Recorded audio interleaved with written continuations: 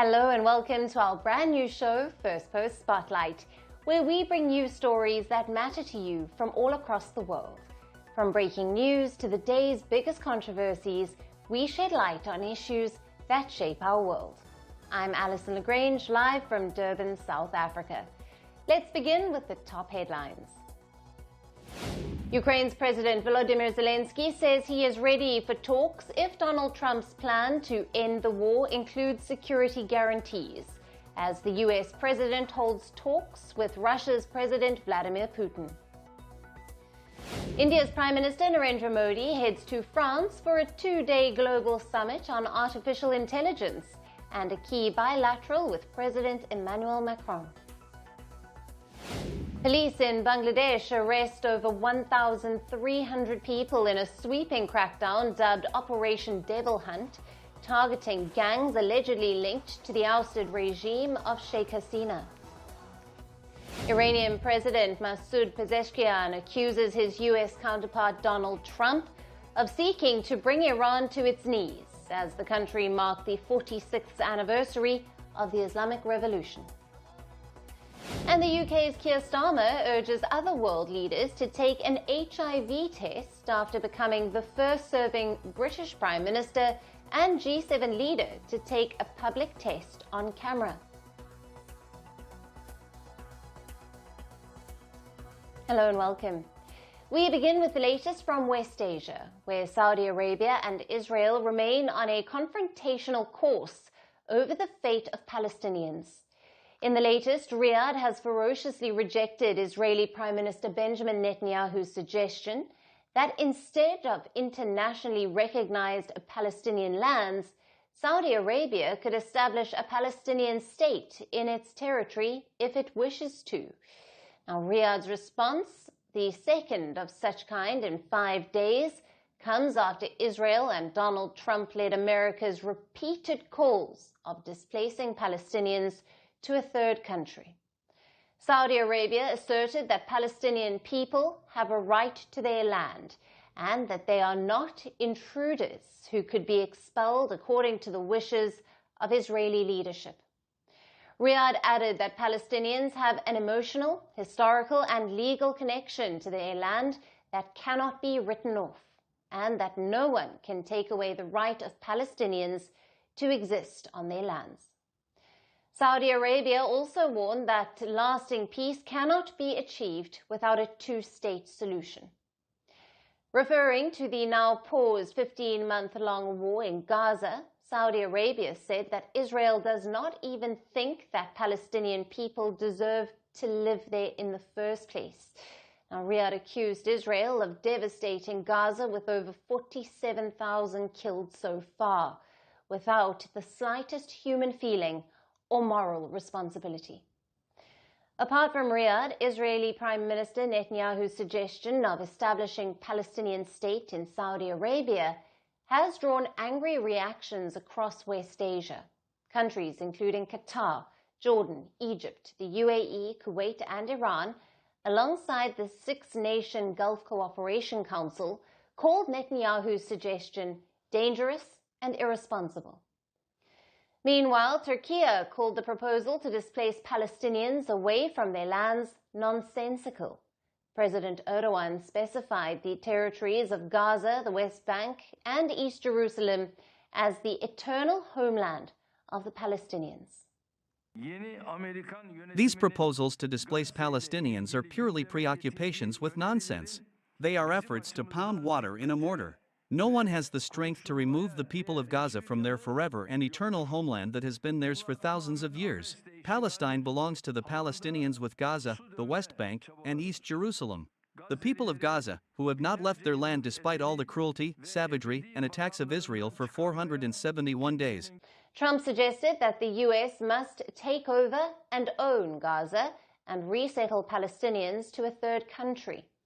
In the latest, the US president doubled down on his earlier assertion and said he is committed to buying and owning Gaza while leaving its rebuilding to unnamed countries in West Asia. I'm committed to buying and owning Gaza. As far as us rebuilding it, We may give it to other states in the Middle East to build sections of it.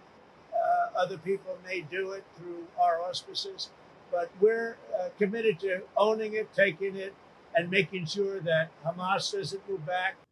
Trump's comment, while supported by Israel, was widely condemned elsewhere in the world.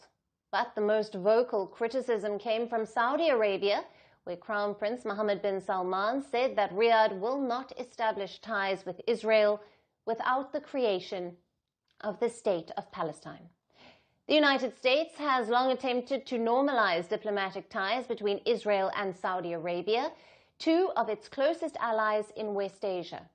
Since the signing of the 2020 Abraham Accords, the prospect of a normalization agreement between the Sunni powerhouse and the Jewish state has carried high hopes of peace in the region.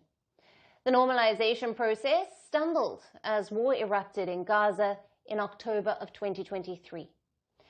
But with current Israeli leadership's repeated denial of a two-state solution for Israel-Palestine conflict, the question on the right of Palestinians on internationally recognized Palestinian lands is the one that Arab countries, especially Saudi Arabia, refuse to accept. Now, for our next story, we shift to London. Hundreds of protesters are opposing China's plans to build a quote-unquote mega embassy in the British capital. Demonstrations took place outside the Royal Mint Court, a sprawling diplomatic fortress near the Tower of London. The Royal Mint Court is where China plans to open its mega embassy. Demonstrators fear that the proposed super embassy could be used by Beijing to carry out surveillance operations. Activists and critics have accused Beijing of making the site a tool to spy and influence operations in the United Kingdom. I believe there is no justification for this embassy being built. There is no need for a mega embassy here. I believe that this is potentially being used for transnational repression, potentially for spying, and for the harassment of dissidents. Rights groups, local residents, people from Hong Kong, Tibet, and Chinese dissidents joined forces in a show of resistance. Many of them believe that the Chinese government is allegedly using diplomatic outposts to monitor overseas critics. Hong Kongers based in the UK see this project as a direct threat. Many of them fled to Britain after China's crackdown on dissent. They fear this new Chinese mission could be used to harass and intimidate dissidents and activists. Little bit, not one time, but yes. I think later, if still you're letting China step more, they will take you more step by step. Like an HQ to try to catch the people from in UK to back to China. So maybe here, after, if the super embassy, maybe they have more people to do the dirty job. High-profile British politicians have also weighed in on this. They have sounded alarm that if this project is given a green light, it would be a grave mistake. Conservative lawmakers warned it would not be just a diplomatic office, but a spy hub serving the Chinese Communist Party's motives. I think it would be a threat to all of us because we would see an increase in economic espionage, an increase in transnational repression, and an increase in silencing opponents of the Chinese Communist Party. This is Britain. This isn't China. People have the right to expect freedom. The proposed embassy site is a 20,000 square metre complex. China purchased it for $327 million in 2018.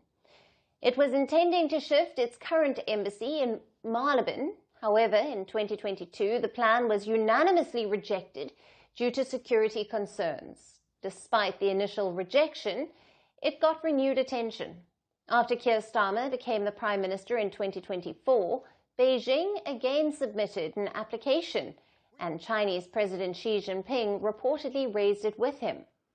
Some British cabinet ministers like David Lammy and Yvette Cooper have expressed their support for the Chinese proposal.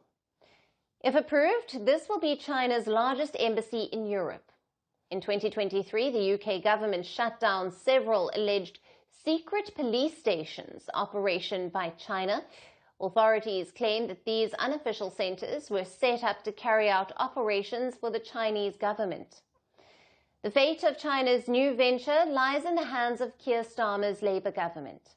If approved, China's diplomatic footprint in London would increase significantly.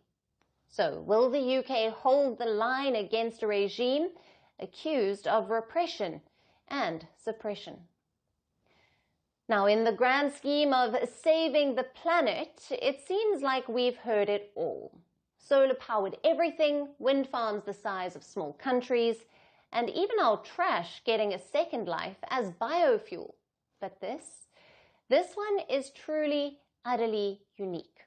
Jeff Bezos, the Amazon founder and space enthusiast, has pledged a cool $9 million to fund a cow fart vaccine.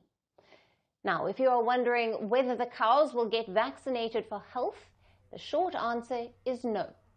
The vaccine aims to reduce methane, which cows release as they pass gas and burp. The goal of the vaccine is to have a herd of well-vaccinated cows that produce less methane and leave the world a little less gassy. Let's break this down. Cows are blessed with 4 stomachs, the most famous of which is the rumen, where grass undergoes fermentation.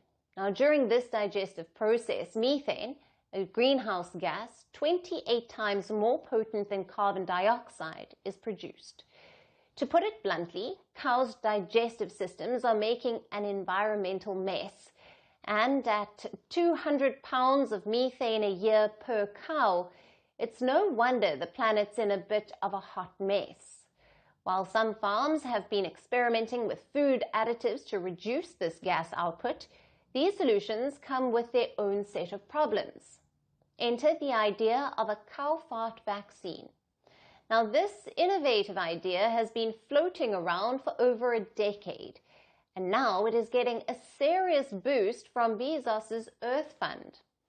Now, the Pirbright Institute in the UK is leading the charge, working to develop a vaccine that could hopefully produce antibodies that curb methane-producing bacteria in cows' stomachs. A single-dose vaccine administered to calves that could reduce methane emissions by at least 30%. Researchers say if the vaccine proves to be potential, then they will administer it to the mother cows as well. The idea is to pass on the antibodies via the colostrum. It is the first milk produced after giving birth. Now, John Hammond, director of the research at Pirbright, explains the appeal of the vaccine. He calls it a very well-adopted and common practice for animal health. Of course, while the idea sounds promising, it's far from a done deal. The process of developing a vaccine to target methane-producing microbes is as complicated as trying to teach a cow how to moonwalk. And there's no guarantee that vaccinating the cows won't disrupt their stomachs or require more feed. Now, this could end up costing farmers more in the long run. Aside from the scientific uncertainties, there's also the issue of consumer acceptance. The public's reaction to a vaccine for cow farts could be, let's just say, interesting. While in late 2024, Bovaer, a nitrate-based feed additive, has been deemed safe, it still faced backlash in the UK, leading to protests and misinformation campaigns. Now, according to social media chatter, Bovaer left toxic residues in the milk and also adversely affected the animals. As Bezos continues his philanthropic journey, this cow fart vaccine could become a key part of his environmental legacy, whether it's a breakthrough in climate change or simply the most bizarre item on Amazon's wish list. Only time will tell, but one thing's for sure. It's a good reminder that sometimes saving the planet might require a little less hot air and maybe a little less cow gas too. Now, do you start waiting for the weekend on a Monday morning? Over the years, the supposed dread of going back to work on Monday has popularized the use of the term Monday blues, a feeling of disquiet that some people experience when they return to work after a Saturday and a Sunday. Now, a new study suggests that Monday blues could well be a myth for a significant chunk of the workforce. The study by University College London reveals that most people, far from dreading their Monday morning alarms, are actually unhappier on the weekends than during the work week. It appears counterintuitive at first glance. Aren't weekends supposed to be a time of liberation, of indulgent brunches with friends and family, and stolen afternoon naps? A time when we finally exhale after breathing in 5 days of a grinding routine. Now, the study tends to debunk these widely believed weekend perceptions. According to responses from nearly 50,000 adults surveyed between 2020 and 2022, the weekend, so eagerly anticipated starting Monday, comes with its own burdens. It could be the pressure to make it meaningful, or a quiet confrontation with self in the name of unwinding. The study notes that the structure of a 5-day work week provides an unexpected buffer against a mentally damaging discomfort, because while working Monday to Friday, you are less likely to have an idle mind, and your brain is less likely to be a devil's playground. But on a weekend, away from the workplace grind, your mind may well become a fertile ground for restlessness, for questions too big to answer, and silences too loud to ignore. The study also finds that mornings, so often cast as the villains of our groggy complaints, may actually be the golden hours of mental well-being. It notes that problems that seem insurmountable under the dim glow of an evening lamp often shrink with the clarity of sunrise. In a world where time is money and productivity is a virtue, free time, even on a weekend, can feel like a mirror we are unprepared to look into. And that's how we often find ourselves doom-scrolling, binge-watching shows we don't really care for, and making plans that exhaust us rather than fulfill us. And so, while every few in the global workforce today greet Mondays with open arms, perhaps there is some comfort in knowing that the rhythm of the week is not just a capitalist construct, but a quiet, unassuming anchor of stability, or at least a semblance of it. Maybe we don't thank God it's Monday, but at least we do know what to do with it. And that's all we have on the show for today. We will see you again at the same time tomorrow.